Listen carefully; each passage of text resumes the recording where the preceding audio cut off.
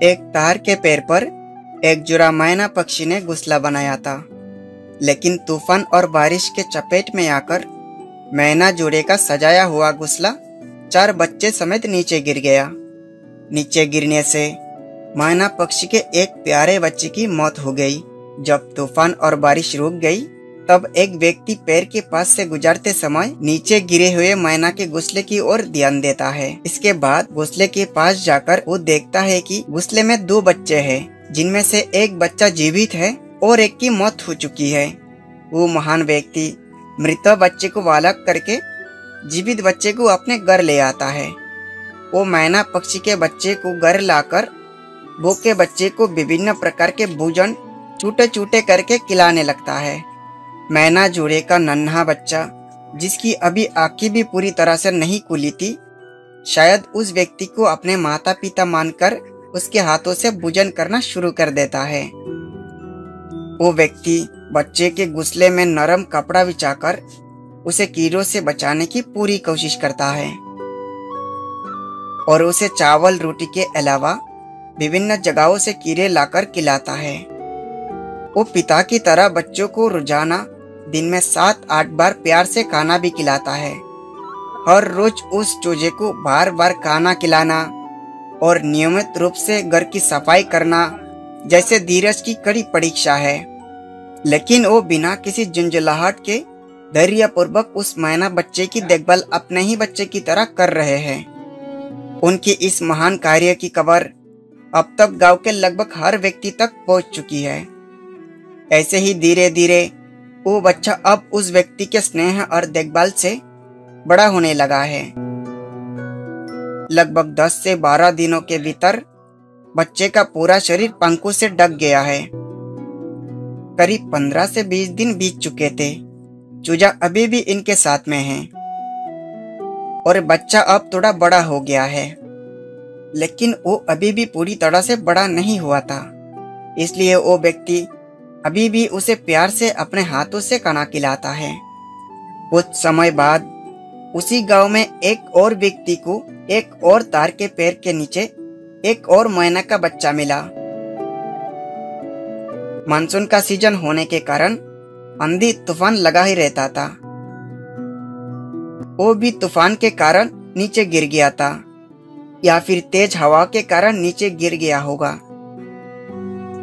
उस व्यक्ति ने बच्चे को हाथ में उठा लिया और उसे उस दयालु व्यक्ति के पास ले गया और इस बच्चे की जिम्मेदारी उन पे सौंप दिया, जिसने पहले से एक बच्चे की देखभाल कर रखी थी। वो अब दोनों मैना के बच्चों के लिए एक बक्स में तिनकों से एक नया घोंसला तैयार कर देता है, जहां बच्चे सुरक्षित रहेंगे।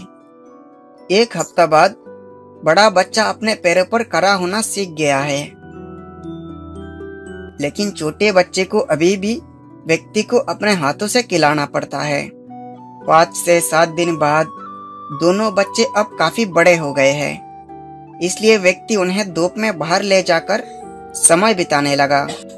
व्यक्ति के प्यार और देखभाल से बच्चे धीरे धीरे बड़े होने लगे हैं।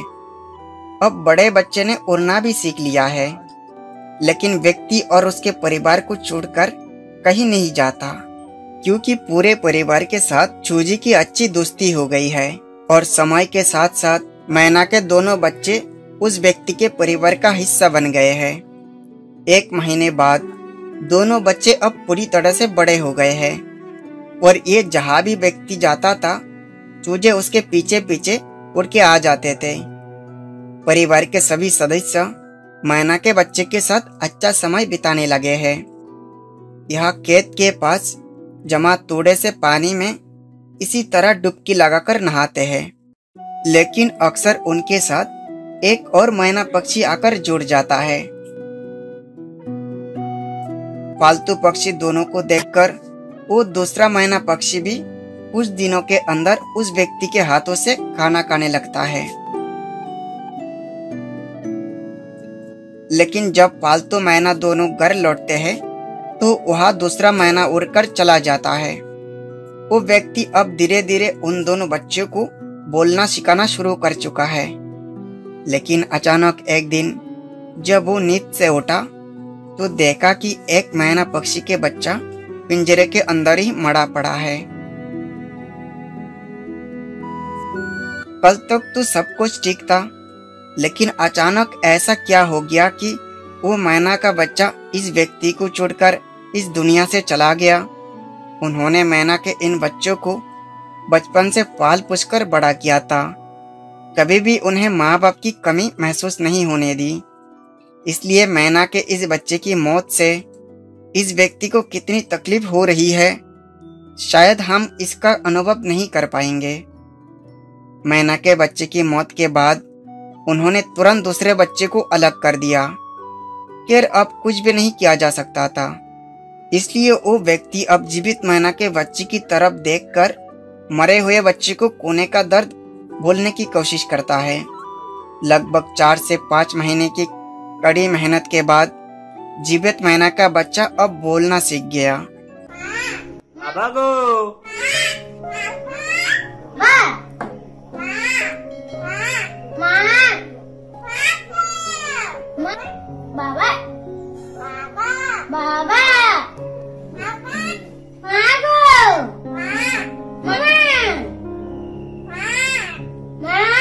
वो अब छोटे छोटे शब्दों में बात करता है और अपनी शरारत से पूरे घर को खुश रखता है। अब मैना का बच्चा अक्सर मौका मिलते ही उड़कर दूसरे मैना पक्षियों के पास चला जाता है, लेकिन रात होने से पहले वो घर वापस आ जाता है। इस तरह मैना के इस बच्चे के साथ उस व्यक्ति के परिवार के हर सदस्यों का समय बहुत अच्छा बीत रहा था। अब उसे बुलाकर खिलाने की जरूरत नहीं पड़ती थी।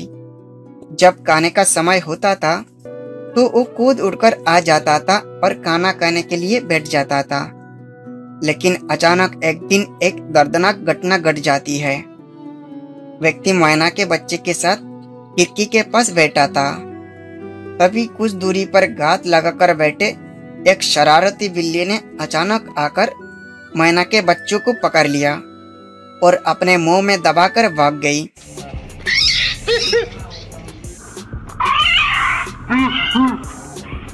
व्यक्ति उस बिल्ली के पीछे पीछे गया, लेकिन आखिरकार वो अपने प्यारे मैना के बच्चे को बचा नहीं सका। शरारती बिल्ली मैना के बच्चे को लेकर कहीं गायब हो गई। इस तरह ये व्यक्ति जो दिल से पक्षियों को प्यार करता था, अपने प्यारे मैना के बच्चे को खोकर अकेला रह गया। तो दोस्तों आज के लिए बस इतना ही। अगर आपको वीडियो अच्छा लगा तो एक लाइक करें और हमारे चैनल को सब्सक्राइब करके हमारे साथ बने रहें।